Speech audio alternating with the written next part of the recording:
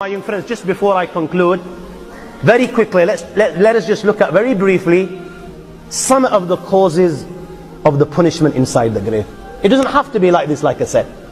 Now, as we've seen from the hadith, there are many different reasons as to why a person will be punished. But in general, Rasulullah sallallahu alayhi wa sallam said, hadith of Bayhaqi, on the authority of Sayyidina Abu Hurairah radiallahu ta'ala, Nabi Kareem sallallahu alayhi wa sallam said, Inna adhab al-qabr min thalatha, that in general the punishment of the grave is as a result of three things, three sins.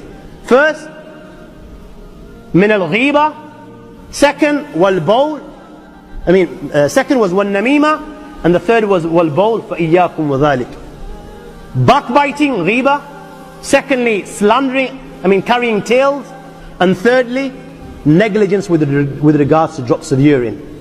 In the hadith which Imam Bukhari and Muslim have narrated in the Sahih on the authority of Ibn Abbas, Nabi Kareem sallallahu alaihi wasallam was passing by once two graves, and the people in the grave were receiving punishment.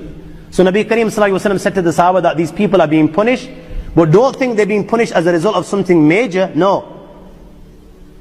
And then Nabi Kareem sallallahu alaihi wasallam informed them that one of them, he would carry tales, and the second one was negligent with regards to drops of urine. And then Rasulullah asked for a fresh palm. He split it into two, and then he planted one on each grave. So the Sahaba asked, Ya Rasulullah, why did you do this?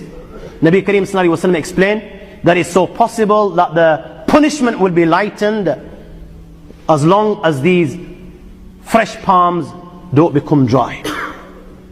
My young friends, who from amongst us to some degree doesn't commit these sins?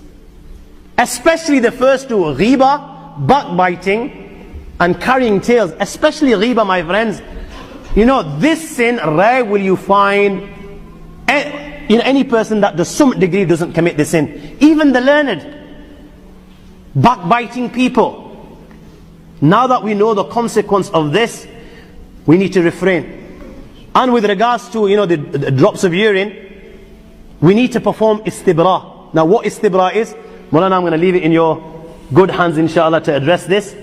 But basically, just to sum it up in a nutshell, that we need to make sure that once we've done istanja, that after having done istanja, we need to be sure that no drops of urine come out and pollute our clothes or our bodies.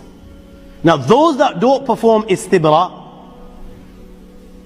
without you even knowing, my young friends, you'll be committing this sin. There is nowhere on God's earth, in general, if you're not doing istibra, that you're not committing this sin. And you won't even know it. Sometimes one little drop will come out and you won't even realize. You won't even realize. That's all of us included, me included. You won't realize.